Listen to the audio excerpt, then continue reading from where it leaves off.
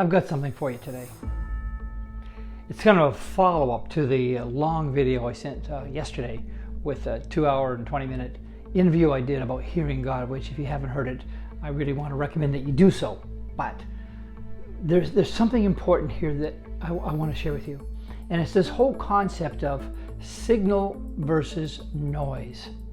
And our world, in the world you and I live in right now, we are so inundated with noise. Options we didn't have decades ago. If I wanted to learn something, I had to go out of my way, go to a store, buy a magazine or a newspaper, or go to a bookstore and get some information that way. I had to be very deliberate about it. But now you and I can sit on our computers and we can have the world at our fingertips. More information than is in any library in the world. I mean, it's just there. And so now we have much more noise than we've ever had. People clamoring for our attention, using every trick in the book to try to get our eyeballs so that they can do whatever their agenda is, right? It's the same with news. I mean, news is about getting eyeballs so they can sell advertising. News is, first of all, a business. It's not a service. It is a business. But nonetheless, putting that aside just for a minute, I'm thinking about this whole thing about signal versus noise. And I got triggered, the idea was, by an interview. I saw a little bit of a segment with one of the Shark guys, and he was talking about how he used to work with Steve Jobs. And he said that guy was amazing in terms of, even though he did not like him at all, he said that he would filter out 80% of whatever was in his day. He said, that's noise. And he would focus on what he called the signal. And in his case, it was about an 80-20 ratio. Now, scientifically, I can tell you that the ideal ratio, the perfect ratio that is modeled in nature, without explaining it right now, is about 84-16, very close to that.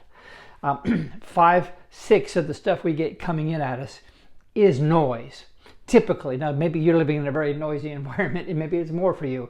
But we can have some control over that, this whole thing about noise and signal. Now, let me tell you how that works. There was a guy he lived in New York City, very busy city, a lot of hustle, bustle, cars honking, busy, right? Trucks going by, buses, everything. He's walking down the street, but visiting him that day was a friend of his who was a Native American who lived out on a reservation someplace in a remote part of the country. And he was visiting his good friend, and they were there walking down the street.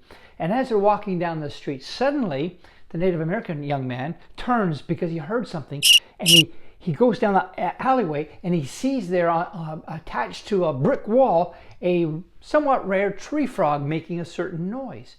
And nobody else on that busy street had noticed that frog. Nobody. And his friend said, how in the world did you hear that? He said, let me show you something. They got back on the street and they're walking down the street. And he reaches into his pocket. He pulls out a pocket of change, coins, pennies, nickels, dimes, quarters, whatever it was. And he threw it up in the air in the midst of this very busy street. People walking every which way. And when those coins hit the sidewalk, every head turned. Ooh, ooh, because they heard the sound of money hitting the floor, hitting the ground. And he said, it depends what you're listening for. And friends, that's a very vivid example of noise versus signal. And God is sending you a signal every day. My sheep hear my voice. They know my voice. He is sending you a signal. But we get so much other noise coming in, we don't hear the signal. In nature, when I was down the Panama Canal at the World Headquarters for Tropical Research with the Smithsonian, I was on an island called Barrow, Colorado Island. And there they had done a study with 70 shrubs, 35 that were treated one way and 35 another way. And what they had done was they put them in a clearing and they planted them. And then over all 70, they put a fine layer of mesh, kind of filtering out some of the sunlight. But on half of them, they actually boxed it in so that there was no pest could get in on either side. The other half, it was protected at the top, but in the sides, of course, any insect could get to them. 20 months later, the protected ones were growing 10 times faster and were already 5.5 times larger than the unprotected ones. They were keeping the pests at bay. Another word for that would be to keep the noise at bay. So my friend, I beseech you right now, there is a flywheel I can show you perhaps in another video. But every day the most important thing you can do is input, taking in, the voice of God, the Word of God, the Spirit of God, and other things that pertain to your calling, your destiny, what God has called you to, instead of all the noise and all the traffic and everything else that comes to us. And yes, it is a bit of a battle. We have to put up certain barriers. But I'm going to tell you, if you learn to separate the noise from the signal and you focus on that, you will be much more productive, probably 10 times more productive. So friends, tune into the signal, tune out the noise, and may God richly bless you and reward you.